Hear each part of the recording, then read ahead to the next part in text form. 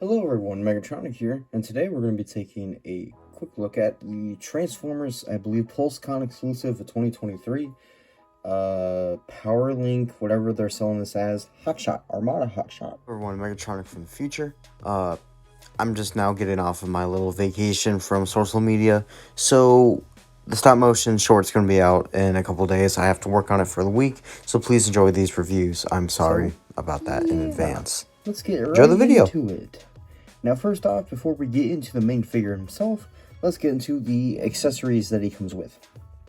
He comes with a pair of blast effects. Mine were bent from the box because I'm not a fan of the Pulse packaging. Yeah, this one's all bent. There goes Jolt. Rip. But he comes with a pair of these. These can split up into 3. They're basically the Siege Jetfire blast effects. For comparison, here it is with the Dying, Ironhide, and Prowl 2-pack blast effects, just so you can get a sense of the color. And here it is with one of the Siege Jetfire blast effects.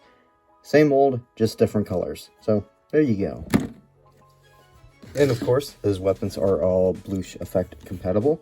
So, you can give him a big Bloosh on one gun, and if you just want to shorten it up this one, then you can do that like so.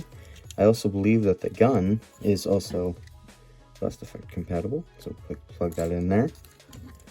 And there you go. He is shooting away the Decepticons. Yay.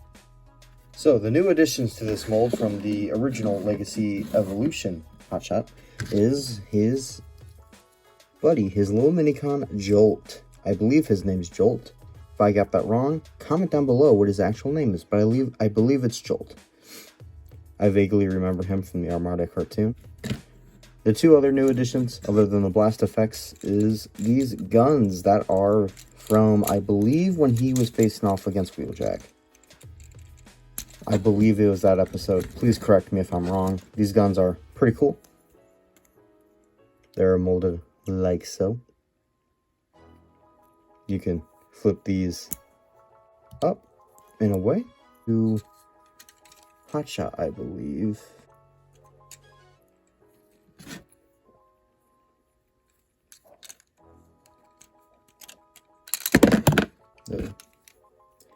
Maybe they tab in like this.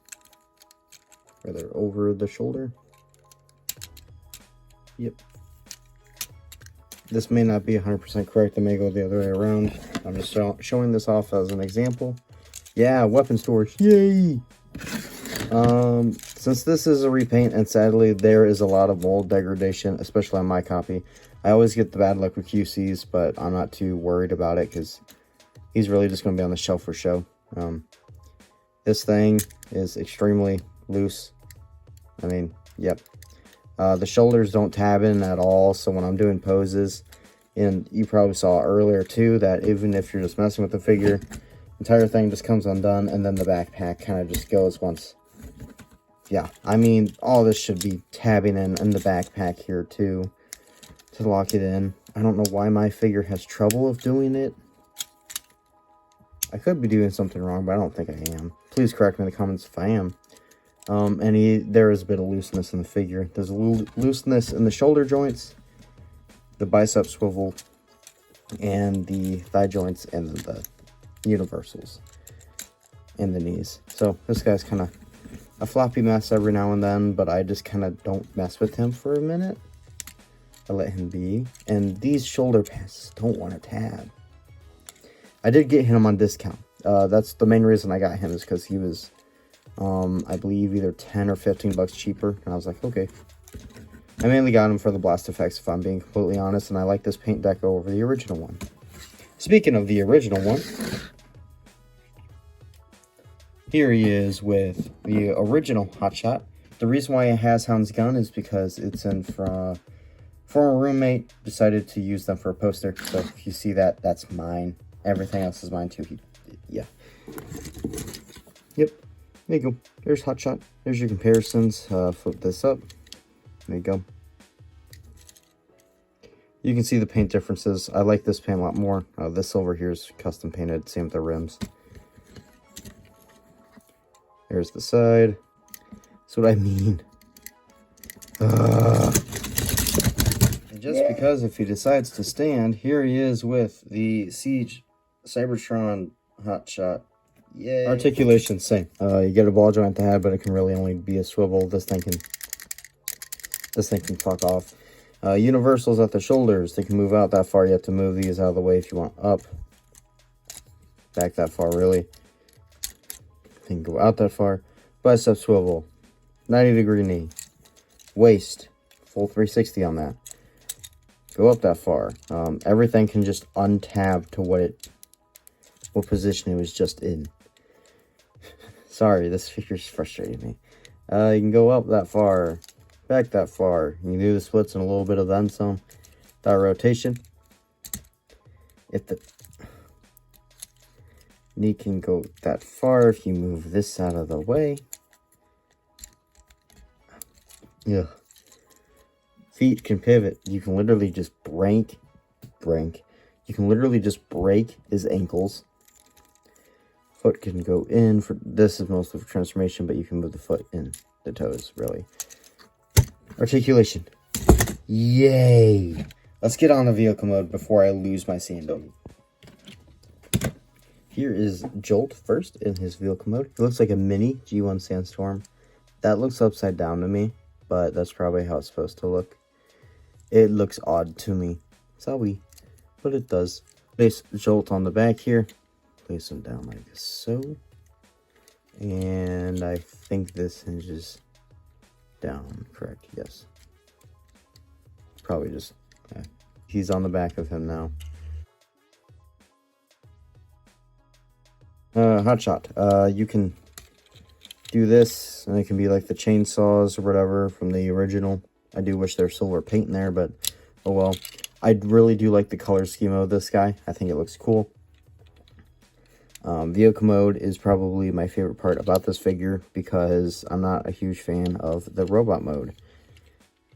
So yeah, paint deco wise, this figure's great. He reminds me of like a Cliff Jumper color scheme more than a Hot Rod, if I'm completely being honest, with the added black and the squished down thing in the vehicle mode. But hey, you can do whatever you want with him. So that has been my look at the Transformers Comic-Con, whatever exclusive, PulseCon exclusive 2023 deluxe class HOTSHOT with Minicon Jolt. That, once again, I believe that is his name. If you can find this on discount, then I can recommend it. Mine doesn't have the greatest joints, very loose. I might fix those later on, I don't know. This figure is probably just going to sit on the shelf for me, to be completely honest, and if I ever want to play with HOTSHOT, I'll probably just use my original release of that figure. But this is a pretty decent deco.